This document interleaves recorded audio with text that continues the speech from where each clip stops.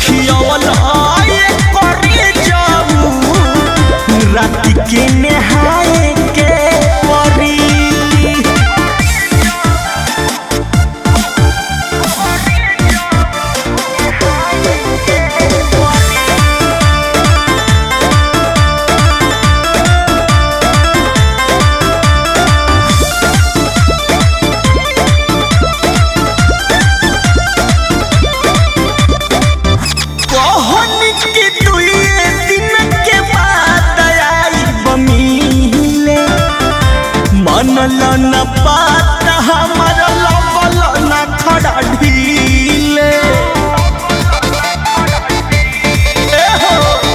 कोहनी के दुई दिन के बाद आई बमीले मनल न पाता हमारा लबल न खड़ा ढीले कहाँ बिता के आयु रतिया पूछे लगी है हमसे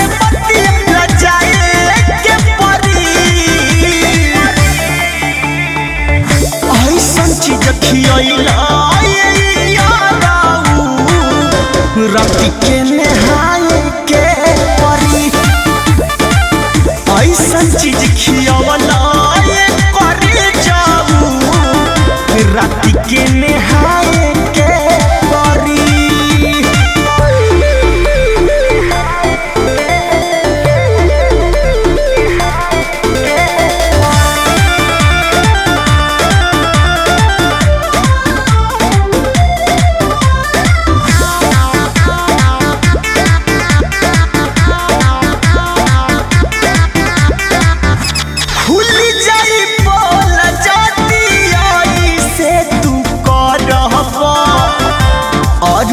बिहारी कबल बहरी माजा मरहब अरे मनवा के मनवा के मनवा हो खुल जाई बोल जाती से तू करहब अरुण बिहारी कबल बहरी माजा मरहब जब तल पानी काछे कुआरे बन के हम रहब बोलू तोहार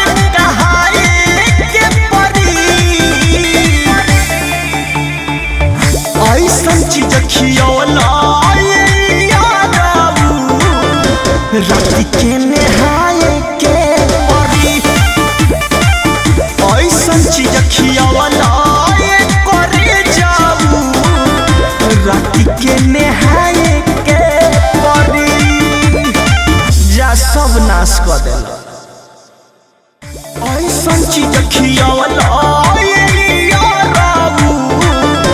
राती के नहाए के परी ऐसा चीज खियावला करे जाऊ राती के